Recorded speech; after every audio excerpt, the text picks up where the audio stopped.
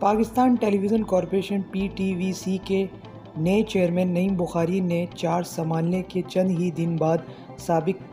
پاکستانی کپتان اور تجزیہ کار راشد لطیف سمیت سرکاری نشریاتی ادارے کے 8 سب سے زیادہ تنخواہ لینے والے ملازمین کی برطرفی کی منظوری دے دی۔ 52 سالہ راشد لطیف کئی سالوں سے PTV اسپورٹس میں باقاعدگی سے کام کر رہے تھے اور میزبان ڈاکٹر نعمان نیاز کے پروگرام گیم آن ہے میں بطور تجزیہ کار شرکت کرتے تھے۔ راشد لطیف نے 2016 میں PTV میں شامل ہوئے تھے اور نکالے جانے والے ملازمین میں دوسرے سب سے زیادہ تنخواہ لینے والے ملازم تھے، جن کی تنخواہ 9,50,000 روپے ماہانہ تھی۔